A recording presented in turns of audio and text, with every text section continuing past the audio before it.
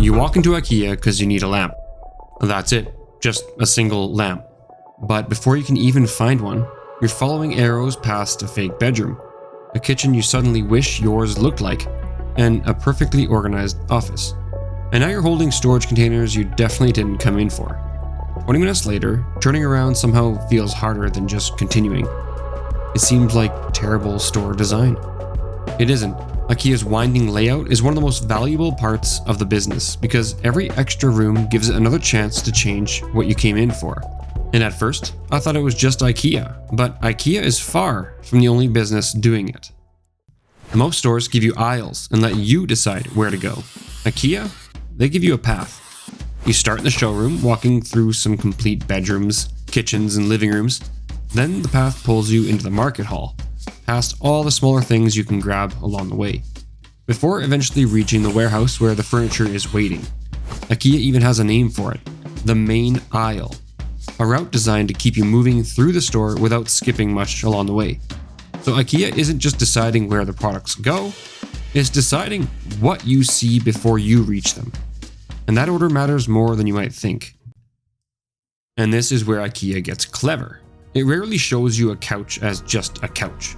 It puts it inside a finished living room, on a rug beside a lamp, across from a coffee table with everything already working together. Now, you're not just looking at a couch, you're looking at what the living room could be. Instead of asking, do I need a new lamp? You start asking, would that lamp make my room feel more like this? Ikea has shifted you from judging one product to imagining an entire outcome. And once you're thinking about the room instead of the object, suddenly the rug makes sense. The lamp makes sense. Maybe even the little table does too. But strangely, the expensive furniture may not be where this works best. After walking you through some rooms built around big purchases, Ikea suddenly changes scale. Now it's lamps, plant pots, storage bins, and kitchen tools. You might hesitate over a $900 couch, but $7 for something that makes your home feel a little more like the room you just saw? That barely feels like a decision. It's the clever part. Ikea shows you the finished version first, and then gives you a dozen cheap ways to take a piece of it home. One item doesn't feel like much, but neither does the next one. And suddenly that winding path starts making a lot more sense. But as I mentioned, Ikea isn't the only business doing this.